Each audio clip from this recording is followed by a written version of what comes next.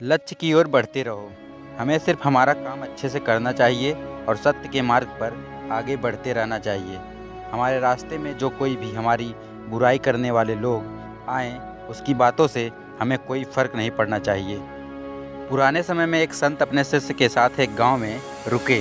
कुछ ही दिनों में तो उस संत की ख्याति आसपास के क्षेत्र में फैल गई। अब उस संत के प्रवचन सुनने और दर्शन करने के लिए दूर दूर से लोग आने लगे। ये सब देखकर उसी गांव का एक अन्य पंडित बहुत ज़्यादा परेशान हो गया।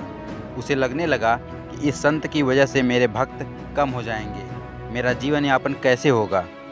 पंडित ने संत का दुष्प्रचार करना शुरू कर दिया। वह लोगों के सामने उस संत की बुराई करता था।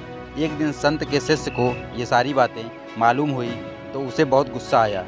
वह तुरंत अपने गुरु के पास पहुंचा और पूरी बात बताई। संत ने अपने शिष्य की बातें सुनी और कहा कि उसे छोड़ो, उस पंडित से वाद विवाद करने का कोई लाभ नहीं, इससे ये सब बातें फैलानी बंद नहीं होगी, इसलिए उसकी बातों पर ध्यान नहीं देना चाहिए।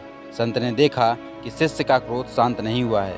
तब उन्होंने कहा कि जब जंगल का हाथी गांव में आता है तो उसे देखकर सभी कुत्ते भौंकने लगते हैं, लेकिन हाथी पर इसका कोई असर नहीं होता है। हाथी अपनी मस्त चाल चलता रहता है। कुत्ते भौंकते हुए थक जाते हैं और वापस अपने इलाके की ओर भाग जाते हैं। हमें भी अपनी बुराई करने वालों के साथ इसी तरह पेश आना चाहिए। हमें सिर्फ अपना काम ईमानदारी से करना चाहिए और सत्य के मार्ग पर आगे बढ़ते रहना चाहिए। हमारे अच्छे काम ही ऐसे लोगों का मुंह बंद कर सकते हैं। शिष्य संत की बात अच्छे से समझ गया और उसने अपने मन को शांत कर दिया। हमें भी इस संत की तरह सिर्फ अपने लक्ष्य पे ध्यान देना चाहिए, न कि आसपास के लोगों की बातों पर।